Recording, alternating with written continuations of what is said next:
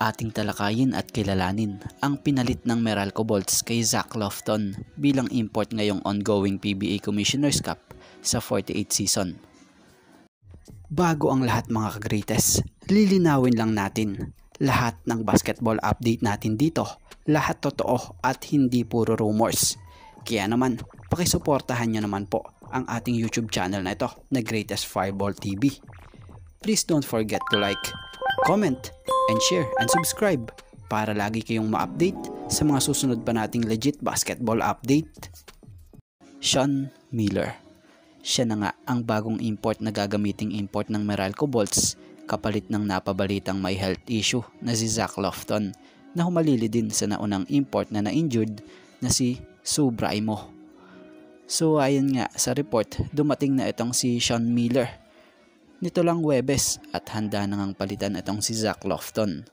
Sa mga hindi nakakaalam at di familiar kay Sean Miller, naglaro si Sean Miller para sa Utah Jazz sa NBA Summer League 7 taon na ang nakalilipas. Pero sa Greece at Germany nga lumago at gumanda ang kanyang professional na karera. So bago nga po tayo magpatuloy, baka naman po pwede maka-request mga ka-greatest kahit isang subscribe at like lang po para sa ating topic na ito. Malaking tulong na po yon. Salamat po. So patuloy na nga tayo. Patungkol pa rin kay Sean Miller.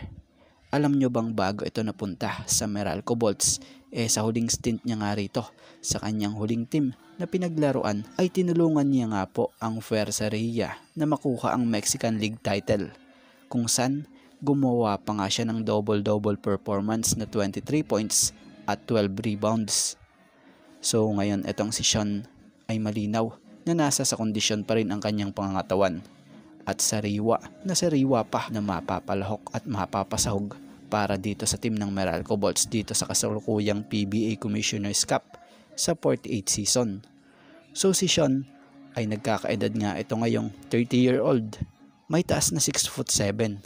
At kung makikita nyo, ang laro niya talaga namang masisinda ka.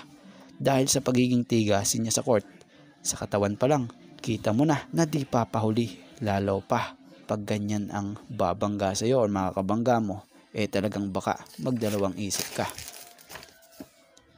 Sanay sa pisikalan, lakas mga labaw sa ilalim, at bukod dyan, may tira nga sa perimeter yan.